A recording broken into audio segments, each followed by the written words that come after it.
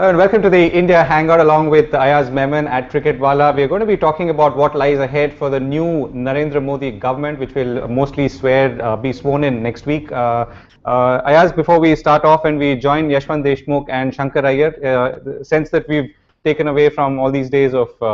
Yeah, I think first things first, it's been a stunning victory for the NDA. And obviously when you have such a stunning victory, while everybody can, kind of exult and celebrate and whatever else, it also imposes a lot of other responsibilities and questions will be asked. Right. First from the formation of the cabinet, the roles that will be assigned to the top leadership, and of course, how it will impact the leadership in the BJP itself and what it holds for the country. I think these are the issues that are top of the mind. Everybody's asking these. Right. Okay. So one of the things that we want to understand obviously is that the nature of voting that's happened in these elections is quite different. Apart from the fact that the numbers are stupendous, but the nature is a little different. There have been some new trends that have been showcased. What could that mean to the way the agenda will be defined for the BJP is one of the questions that we are trying to ask, both economically and otherwise. Yashwant Deshmukh of C-Voter joins us. Yashwant, do you want to start off with some of the key differences that you've noticed between previous elections and this one and the way people voted or elected the BJP into power?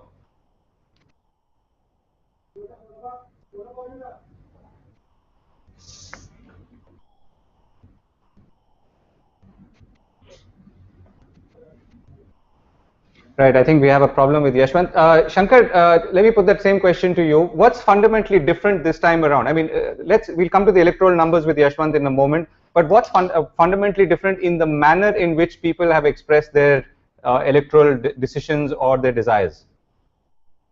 I think they fundamentally voted for a government that stands up and takes ownership and responsibility.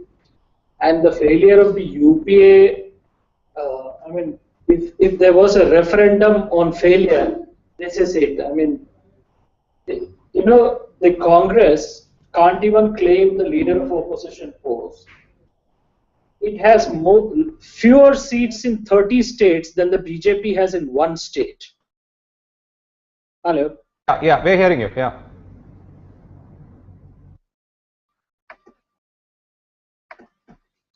Hello? Yeah, we can hear you, Shankar, go ahead. Okay, lovely. This is better. I was unnecessarily using the phone connection. Okay. Now, what I'm saying is that this is clearly a very decisive mandate. I don't think Narendra Modi is a virtual outsider to Delhi and to central power. So, this mandate obligates him to make the changes necessary. But you asked specifically about what was different. The difference in this mandate is that people cutting across class, castes, geographical regions have voted for an alternative that will deliver. If you notice the mandate, there are only 3 states in which the Narendra Modi wave didn't impact. That is West Bengal, Tamil Nadu and Odisha. In all 3 states, you have very powerful leadership. So this is a vote for leadership.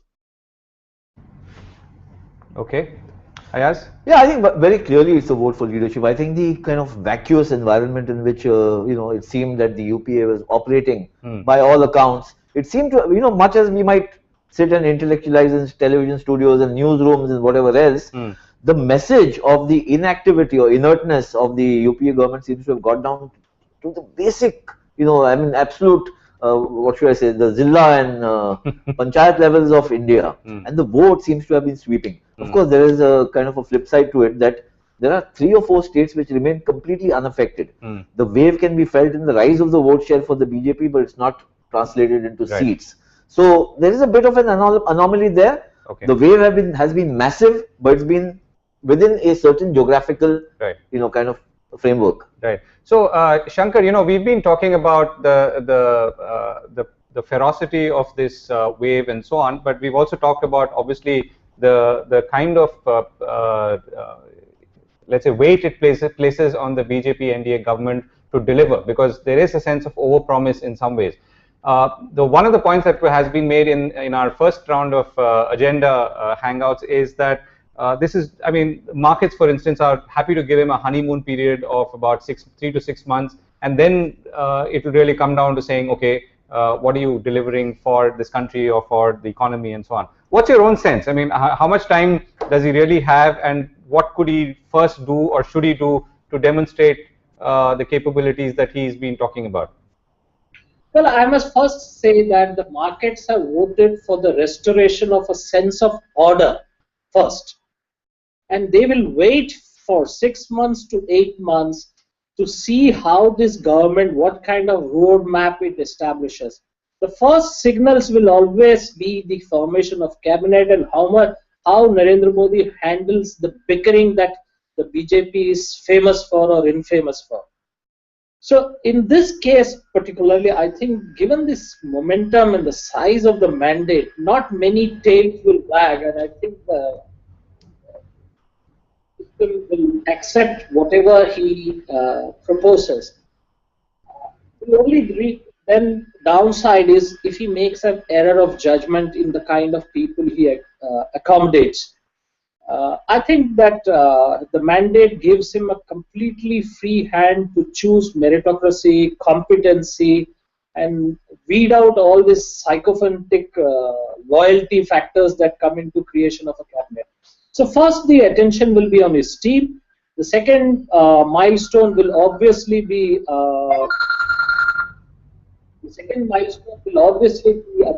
the budget and how it is crafted.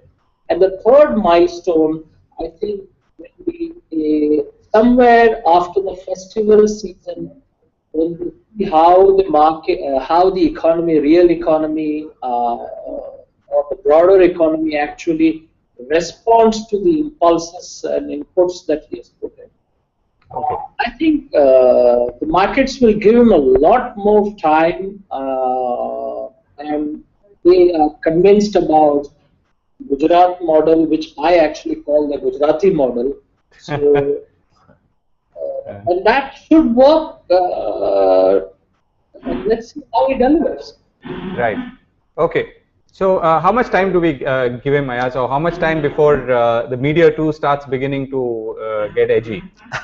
I think as a rule of thumb, it's 6 months, the honeymoon period, for the media. Yeah. I think just taking off from what Shankar was saying, the immediate manifestation of the Modi effect will be felt in the Sensex or the stock market, but that's not necessarily the best index. That's only the current prevailing mood, euphoric or otherwise.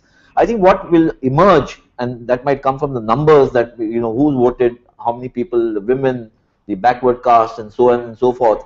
What are the tangible moves he'll make towards at least meeting their expectations? Because this whole victory is about meeting expectations on a colossal level now. The kind of margin that he's got and the expectations that he's whipped up. So, is it going to be in 3 months, 100 days, 6 months, or 1 year? And how long? What is the threshold for people to wait and see something tangible coming back to them, and not the Sensex alone? Right. Okay. Yashwant, I think we're having a little bit of a problem with your line, but let's try. And there are questions for you. I'm getting your voice very clearly. Okay. Okay. Now you're clear too.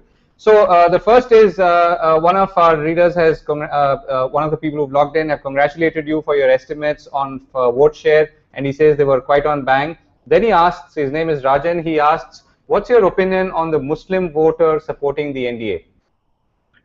Well, the trend actually started with the Gujarat election. If you remember, in the Gujarat Assembly exit poll, on Times Now, I had clearly said that out of 123 Muslims had voted for the BJP, which in the previous round, in our exit poll in the 5 years back, used to be 6 or 7 hardly. And the point which I was trying to make at that point of time, which even Yogendra Yadav agreed to that while on the studio, is that those 23 out of 100 Muslims voting for Modi in Gujarat was actually bigger than the 21 out of 100 Muslims voting for Nitish Kumar in Bihar. So when we talk about the Pasmanda Muslims and that particular Muslim section going with the Nitish Kumar in a big time, and it was made a big, huge headline everywhere, why the hell then those Muslims, every fourth Muslim voting for Modi in Gujarat was not made a headline? So things were changing. There were tangible changes most of the places. What Yogendra said at that point of time, well, every fourth Muslim in Gujarat voting for Modi may not be out of love and affection. It could be out of the they bought peace with Modi in a way that they didn't want to go against Modi, and they were scared and they were terrified, and that is why they could not vote for him. And that is why they went and voted for Modi, because of the being terrified. Right. Okay, Yashwant, let me ask you the question which I started with and then we lost you. You know, what we're trying to understand is what's fundamentally different in the way people have voted and the way they've expressed their electoral desires, which could have an impact on the way the agenda of this government will be defined.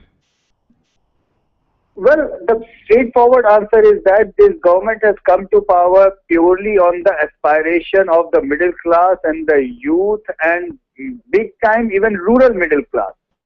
The big section which is looking for better economy, better prospects, better education, better governance. I can say it on record, this government, including the numbers which they got in Uttar Pradesh, was not at all the Hindutva factor. In fact, if Uttar Pradesh results show anything, it is primarily underlining the fact that people have moved beyond the caste and religion equation. The very fact that BJP got the Dalit votes for the first time, the very fact that Modi could snatch Dalit votes right under the nose of Mayawati, underlines the fact that people wanted to vote for governance and move beyond the casteist line. This election is going to go down into history as the first election where the Indian middle class has come up as a vote bank. And this includes, I will repeat, generally people get confused middle class with the urban voter, which is wrong. Middle class is no more an urban phenomena. There is a huge stable middle class in the rural India as well. In the last 20 odd years, especially after, if you calculate the names after 89, there are two major waves. One is the affirmative action wave after the Mandal Commission thing that happened in 89 government. The second was the opening of the economy after 91 government. These two steps, affirmative action and opening of the economy, created a very sizable middle class even in the Dalits, even in the oppressed class, even in the rural area. Now that particular generation which got benefited from this affirmative action has also moved ahead. Now their kids, who are 20 years old or 25 years old, they were born in middle class. Previous generation was born in lower class, lower income group, and they, because of these actions, went into middle class. But their kids were born into middle class. Right. They were born middle classers. Their way of thinking, their aspirational values, their issues, their agenda was so typical middle class that it cut down the casteist line of thought process, whether this particular leader is leader of my caste or whether this particular chief minister represents my caste, that was cut down to action. Yes, this is the reason that we have now a confirmed middle class as the biggest vote bank in India. So, Yashwant, let me then, I want to quiz you a little bit on that, but let me also try and get in some more trends. You know, if you look at it demographically and maybe geographically, what are the other key trends that you've noticed from looking at the data, maybe in either your exit poll or your earlier polls, or even at the voting patterns that the EC has finally put together? Well, apart from the Dalits, I also figured out that almost every fifth Muslims across India voted for the BJP and the NDA partners. This is a very big change because even at the Vajpayee's time, this figure was hardly 6 or 7%. Now it's down to 20%, which is a huge jump. Again, the same definition or the same explanation is applicable on the Muslim middle class. The middle class youth of Muslim is thinking like a middle class rather than thinking like a Muslim youth. This is a big paradigm change. If you heard Modi's acceptance rally yesterday, he talked about the kids who were the videos on YouTube who were speaking about Modi Sarkar, and he actually used a line that these are the people who are getting ready for elections 15 years later down the lane. You must realize what exactly he was trying to say. He was trying to say this is the new generation which is moving beyond the traditional equations, moving beyond the orthodox way of voting and thinking on political lines. This is the new line. This is where he is catering to. This is where he got his victory from. And he is thinking now in a 15-year term project. He is planning 15 years ahead of that, using social media, using the development models, using the better governance, using the things which click to this new generation, which is typically consumer in nature. It treats the leaders as a typical consumer behavior, that things has to be delivered. If the product is good, they stick to the product. If the product doesn't deliver the good, they just shut the product. They don't want to go ahead with that. So in this era, where the governance, the delivery of the governance matters the most, this youth wants the delivery on governance. If you can deliver on governance, you will get vote again and again, which yesterday has been aptly proved by Naveen Patnaik and Pawan Kumar Chamling in Sikkim. Can you imagine? It is the same characters who have defied the free will and won the 4th term in a row. For Pawan Kumar Chamling, this is the 5th term in a row. Actually, he has matched the record of left front rule in West Bengal. Purely on the governance. Right. Okay, Yashwant, just hold your thought. Define the Modi way. Right. Okay, Yashwant, just hold your thought for a second. Shankar wants to come in. Shankar, go ahead. Well, I want to sort of bring in this point, record or register, that all this effort to theorize or analyze on how it happened, I worry sometimes when we try to retrofit something into what has been a stunning mandate. Has all middle class people voted? I don't know why Tamil Nadu and Orissa didn't vote with those middle class, or those in Bengal who should have definitely voted for Modi didn't vote. So I'm compelled to think that much of it is about alternatives, choices, and leadership. There is no question that Modi offers all of that, that he's offering a paradigm change in the way, or promising a paradigm change in the way the government governs. But I think we must be a little cautious about ascribing how this model came about. Particularly as to who did come in and who didn't come out. And after a mandate, I think what we need to recognize that in its spread in geography and across classes, it's been fantastic. It's probably wider than everything. That the Congress has been decimated so effectively. It doesn't have MPs in 7 states. I mean, I don't think it's ever happened. I mean, to get a sense of the decimation, you must look at the worst performance of the Congress is 116. This is half of that. I mean, yesterday somebody sent me a message which I put on Twitter later, is that you can now create, the Congress is so compact that it can fit in a WhatsApp group, which is apparently... So we have to recognize that. But let's not go into minutiae and fit in every community. Let's not make it unanimous, consensual, all that stuff. He's got the mandate, let's go with it. Yeah, no, Shankar, that's fair. But I think it's important to some extent to understand the nature of the mandate and the people who've delivered it, because that's what's going to define your agenda. And the reason I'm asking Yashwant too the same question, and I think there's still more to the data that he's mined through this entire period, is because the nature of that agenda can shift from what we think it is. Well, it is very, I mean, it's been a stereophonic or whatever the other ways of audio you can think of, Dolby, surround sound, whatever. I mean, this guy is being focused so focused on governance, on his ideas. He spelled out everything. So I think aspiration, there is no question about it. It's runs across India, and people would step out of their caste and class and religious ghettos based on the sense of comfort they have. Yashwant, go ahead, and then Ayaz.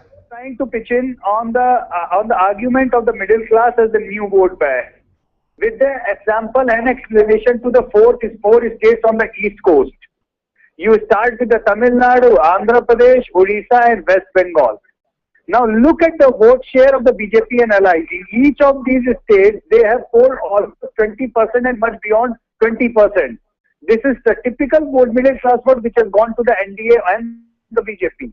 What has happened? Where they had a partner in Andhra Pradesh, they swept. Chandrababu Naidu is very much in power in Sivandra now, courtesy Narendra Modi wave. In Tamil Nadu, they had the new partners, still polled almost 20% votes. And what did this vote bank do? This was the angry middle class against Jayalalitha, went to Narendra Modi, and it did not go to the TMK, and actually Narendra Modi helped Jayalalitha to sweep the state. What happened in Odisha?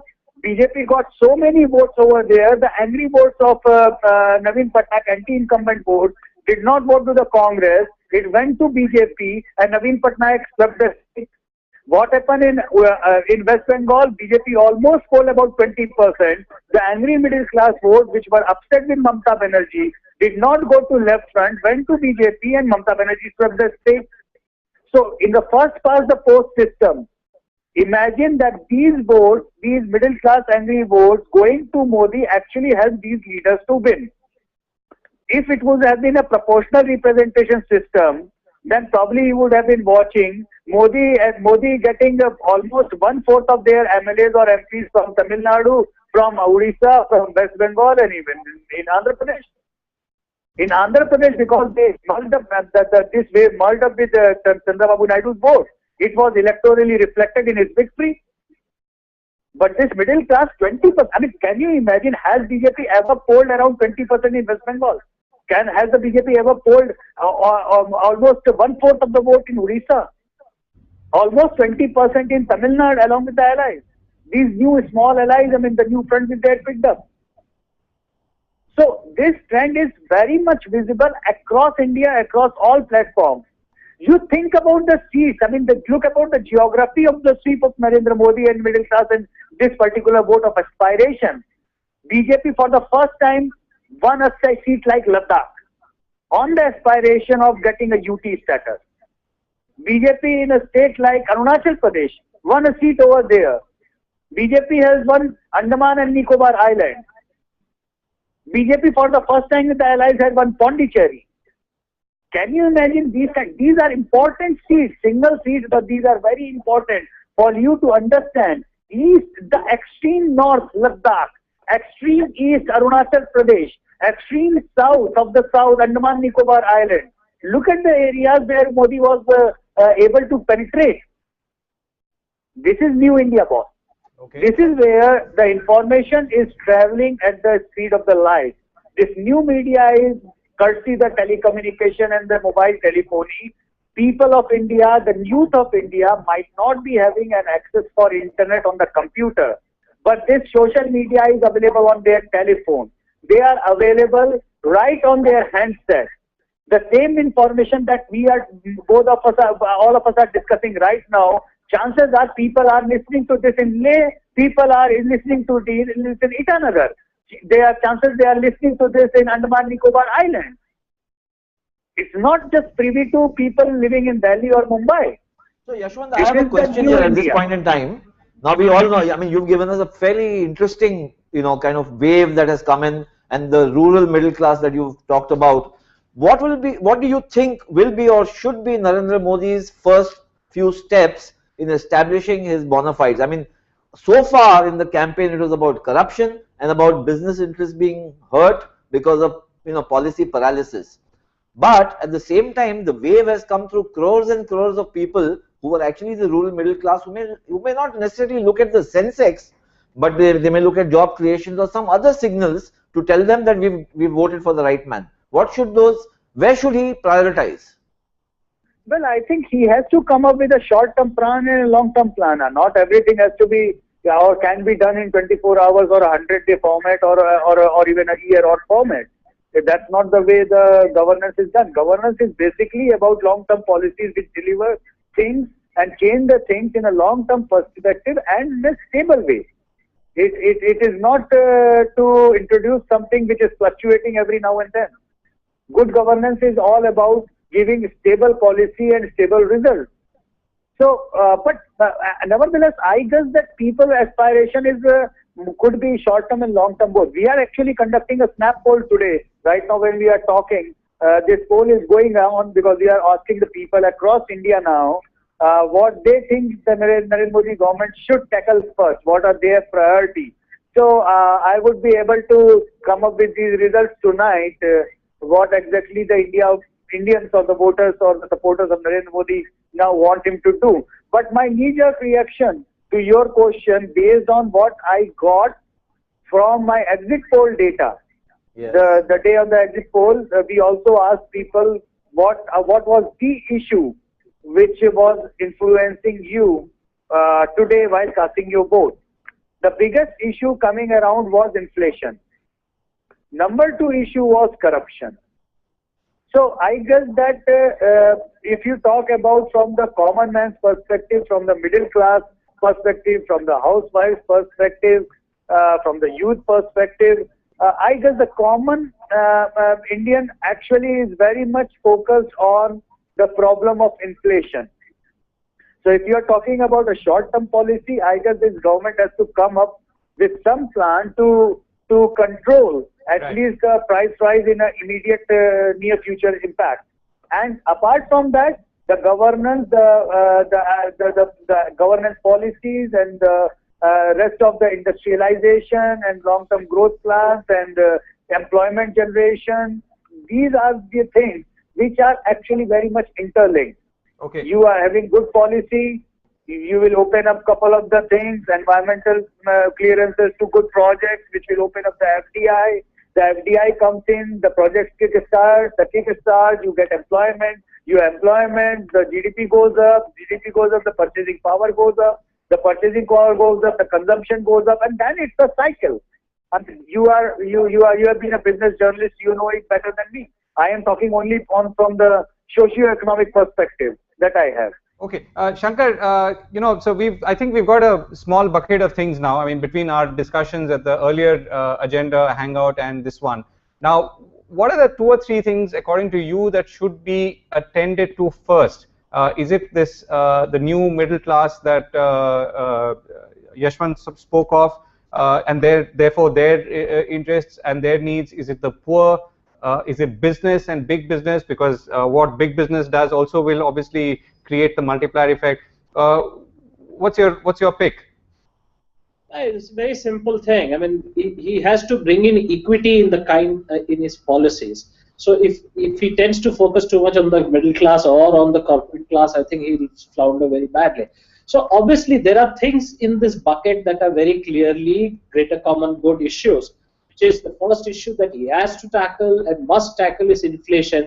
Because while the BJP may have run a polarizing campaign, its success has been united by a common desire for the problem of inflation. Inflation sort of aggravates a lot of other issues. So inflation is first target. He has to consolidate government finances, bring in equilibrium there. I mean, you can't have a government which is going on borrowing profligately the way that has been. So once it addresses these 2 issues and gives a long-term roadmap. See, the one thing that we must understand, Govind, is that none of it is a short-term. There is no band-aid available for what we face.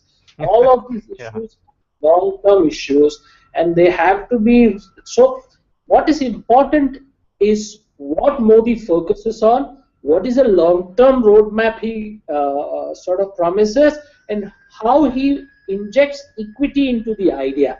So the Congress failed because all the time it was doing some kind of Robin Hood economics here and there, do those dole, that dole, and stuff like that without addressing. So here is a guy who probably understands a little better the impulses on the ground, and he's very politically savvy. So he's going to address those issues which give a sense of relief to people. And he's, his last 2 speeches, one in Vadodara and one in Ahmedabad, were not so much about his victory. They were those issues, but he is trying to make the people partners with the government. So the blame game gets a little more diffused now. He's getting them, co-opting them, getting them into his side and saying we are going to do this together. So it's very clever and intelligent way to sort of take this forward. One of the things that has hurt governance in India is also because it's been largely a spectator sport. So here's this guy who's trying to get the younger people who are more vocal, more impatient on his side. He's communicating very effectively, very directly with them.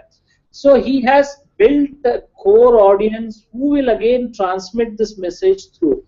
So I think his immediate task will be to fix inflation. By fixing government finances, he might help growth. He has to only clear investment proposal. What does industry or business want? They want predictability and a sense of order. The last government, everybody other than the government was governing. You had an appointed prime minister.